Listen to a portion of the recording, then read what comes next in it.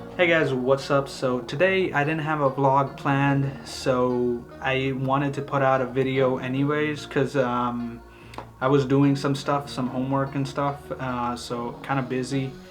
But today I wanted to do this style video, do a little Q&A. The questions, I've gotten some questions over the last month on my Instagram, so I kind of wrote them down. And I will answer those questions in case some of you guys have those questions. Let's get started. So I wrote them down here. Let's get started on to the first one. All right, the first question: what is your favorite photography lens? So I do mostly portrait photography. For that, I use this lens. This is my go-to photography lens, portrait photography lens. This is the 70-200 2.8. It is just incredible, and this one's the Canon L version, so it's really sharp. That's the main lens I use for portrait shoots. Mostly when I'm doing outdoors, I use this lens because it is zoom. It is a zoom lens, so I could stand far away and I have enough room to, take photos with this lens. If I'm indoors, I usually bring another lens with me just in case. If there's not enough room, I bring a 24-70, which covers that whole length from 24 to 200. These two lenses. But yeah, that's mainly what I use.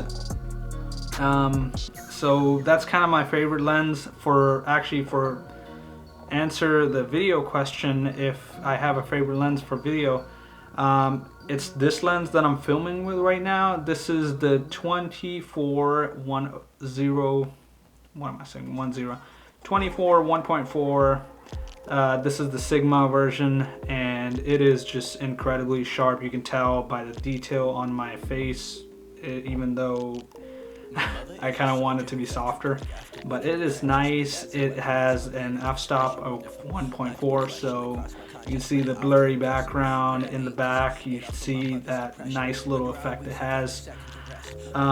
Yeah, so those are my two of my favorite lenses that I've been using. This is a new one. This one has been favorite for about a year now. Actually longer than that, since I've been using it a long time. Next question: what's a good camera to start out for photography? That's a hard question, honestly, because I don't know what type of photography you want to get into. If it's landscape, you need something with a like a larger megapixel number, so there's more detail, and you can zoom in, and it's just a bigger photo and with more detail if it's a larger megapixel. So you need that for landscape. If you want to get into portraits, it doesn't really matter. Large megapixel helps. Actually, that helps with any type of photography. But let me think. So many people ask me that question all the time: what camera should I get if I want to get started? I started when I started photography, I started with a T6i. So I honestly wouldn't really recommend too much. Wouldn't really recommend focusing too much on the cameras. I would focus more on the lenses, because cameras depreciate in value, because there's this new cameras coming out, but lenses keep their value, since it's basically just glass, and it's not gonna, there's not gonna be new type of glass coming out. It might have a faster autofocus, a tiny bit sharper than the old version, but they keep their value. So I would go for an older body, like if you don't want to go into the Rebel series, I would go for like an 80D, 70D. 90D just came out, so it's kind of expensive. If you want to shoot Sony, I don't know, like 6400. That's a good camera. I guess that's what I recommend because I don't really use Sony cameras. So let's move on to the next question, which is what gimbal I use. What gimbal do you use? So me, I use so before this gimbal I had a Ronin S. I used it for a little bit. I didn't really like it that much because it was just kind of big.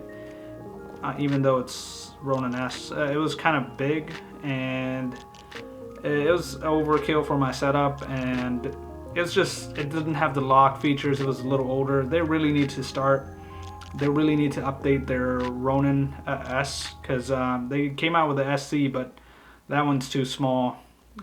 So they really need to have a second generation of the Ronin S. I would like that, but I didn't really like it because it didn't have the locks and stuff on there. So I got rid of it, and now I recently bought a Zhiyun Weeble S. It's been good. I've been using the EOS R. I can't put a bigger setup on there because there is a limit to it. The motors can hold it. The motors have like they're powerful motors, but the size of the gimbal doesn't allow you to put like a bigger setup on there. So that's kind of why I don't use a big setup, because I don't really need a big lens. I mainly use a prime lens if I'm doing video because it's much faster and much sharper. But yeah, that's what I've been using, and so far I like it. It's nice. It's small, compact, easy to set up. And the app is pretty good, although I've never used the app. Next question. Is the GoPro worth it? I made a video about GoPro that I bought recently, about a month ago. I bought a GoPro Hero 8. It's right here actually. But recently they just announced a new one, and actually they came out with a new one. So they come out with a new GoPro every single year. So is it worth it? Yes, if you need like a small compact camera to get into places and something easy to use. I wouldn't really recommend vlogging on there. You can probably make it work, but these GoPro files are pretty huge. If you want to start vlogging on a GoPro, you'll probably, and if you're a beginner, these GoPro files are huge, so it's going to take up a lot of space, especially when you're recording in 4K. But overall, I guess it's worth it if it really depends on what you're doing. If you're doing like sports and stuff, if you want to record yourself, or biking and stuff, if you want to take it on a trip, then it's good. Easy to record, press the button, starts recording, easy to use. Comes set up, you just need to push the button and select which setup you want to use. But yeah, it's worth it if you're really, it just depends. So I'd say it's worth it for me, honestly. I've been using it for behind the scenes and stuff. Next question. What is the most useful thing that I've bought camera related?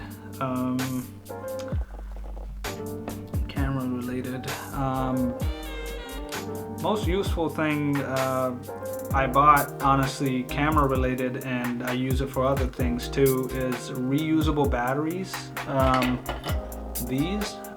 actually bought these one time. I didn't think I was going to use them, and then I kept on buying more and more, and now every single thing in my house is powered by these small batteries. So now I don't have to buy new batteries anymore because they're rechargeable, and I don't mind using batteries because you just always recharge them. So those are like the most useful thing I bought. I guess I use them for like flash and stuff, so they're kind of camera related. Other than that, I guess an ND filter was pretty useful when I bought it. Like when I do video, it's pretty useful. I mean, I can't really do video without it, so that's one thing that's useful. But yeah, that's it. Next question. Actually, this is a show. So, next question. It's to show my vlog setup. Actually, that is the last question. So my vlog setup is right here. As you can see right here, it is GoPro footage, so it's kind of it's not good during the dark. So this is it. This is a Joby GorillaPod. This is the 3K one. Holds up the EOS R pretty good. It's pretty sturdy, so I'm glad I didn't go for the 5K because that one's just too big. This is the Sigma lens that I was talking about, 24 1.4. This is a beast of a lens. You could probably see the photo. You could probably see the video right now. Let's check it out. It's nice. Plus, and I use the EOS R, and probably need a mic upgrade soon. This is the Video Mic Go, Rode Video Mic Go. I've had this mic for a long time, so it's pretty useful. If I'm doing a sit-down video like this, sometimes what I do is use a lapel mic, but yeah, I'm not using it in this video. But this is my vlog setup. This is what I do. I guess this won't be like a beginner setup since it really is expensive, so adds up. The GorillaPod is like 60 bucks. The microphone is 80 bucks, so it's not that bad. The lens is retails it for about $800. You can get it used for cheaper. And the EOS R is I guess $2,100 right now, I think, though it used to be expensive, but yeah, it's on sale right now. But yeah, this is the setup. It's not really a beginner setup, so I wouldn't really recommend if you're starting out buying this, having the exact setup. It's heavy. It's really heavy. The lens that I have on here is not the lightest lens. Even though it's a prime lens, it's actually pretty heavy. But yeah, it's kind of hard to hold. So that's it for the Q&A. I hope you guys enjoyed. If you have any other questions that you'd like for me to answer, please just drop them down in the comments, DM me on Instagram, email me, I don't know. But yeah, thanks for watching, guys, and I will see you guys later.